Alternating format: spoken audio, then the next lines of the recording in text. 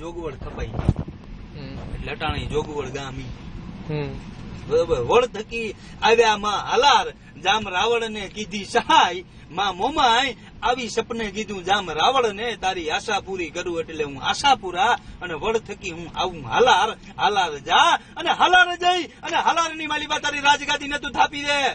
બાદશાહની ભોજુના ડંકા ન્યા નહીં વાગે. પછી આજ તમે હાલની તારીખમાં જામનગર થી રાજકોટ રસ્તામાં જાઓ એટલે ધ્રોલ ગામ આવે છે ને હામું ગામ ગયા. હવે હામા ગામનો ઇતિહાસ એવો છે કે હામા ગામની માલિપા એક દી ખરા બપોરના દિવસે એક બાવો ગામની માલિપા આવી આખા ધ્રોલ ગામની ફરતે ફરી વર્યો, પણ ઈ ગામની માલિપા બાવાને એક કોરિયો ખાવાનું ન જડ્યું.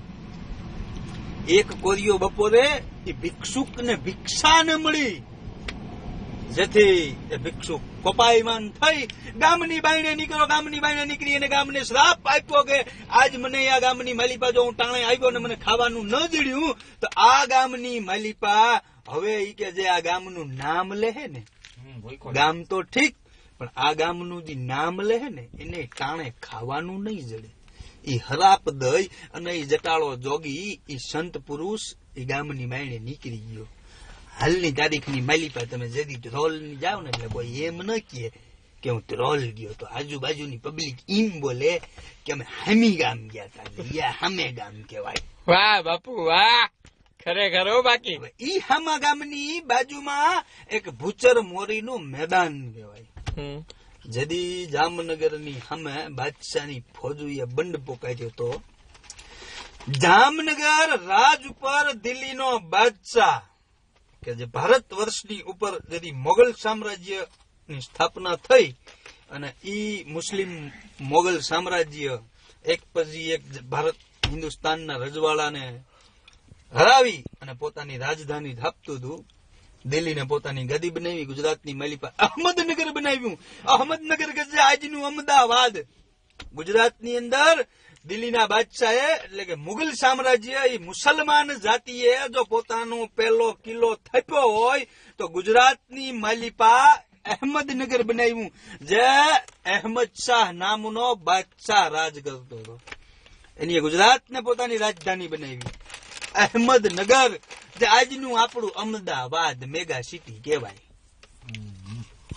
એ પછી ભૂચર મોરીના મેદાનમાં મોગલ સામ્રાજ્યની સેના એટલે કે બાદશાહ દિલ્હીના બાદશાહની ફોજ, એક બાજુ મુસલમાનની ફોજ અને એક બાજુ જામનગર નવાનગર.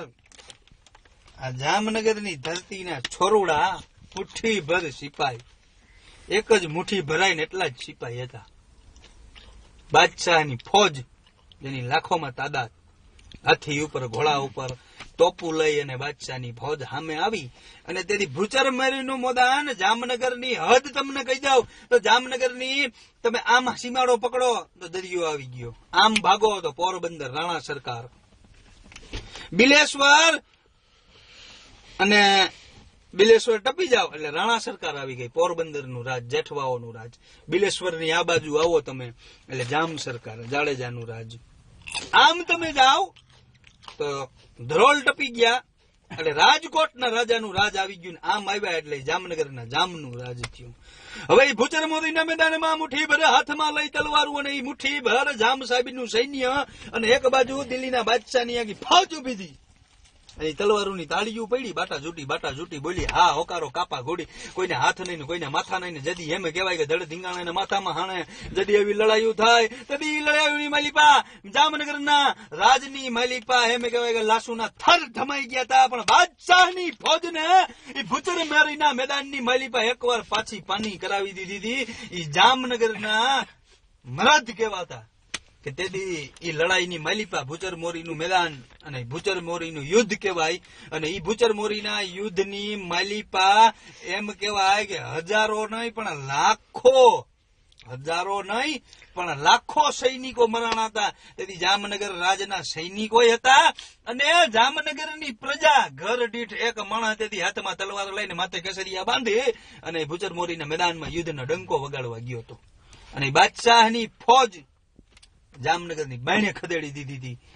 આજ દી સુધી ક્યાંય કોઈ એવો ઇતિહાસ નથી કે જ્યાં મુગલ સામ્રાજ્ય અને દિલ્હીના બાદશાહની ફોજને પાછી પાની કરવી પડી હોય, પણ એક એવું જામનગર, ઈ નવાનગર અને ઈ જામ સરકાર અને ઈ નગમતી રંગમતી નદીના પાણીની મરદાનગી અને ઈ ધરતીના ખોડલા ખેડેલા ઈ બાલુડાઓની તાકાત કે જેની બાદશાહની ફોજને પાછી ખદેડી દીધી હતી, ઈ પછી બાદશાહે કોઈ દી જામનગરની સામે નજર નથી ઉપાડ્યો.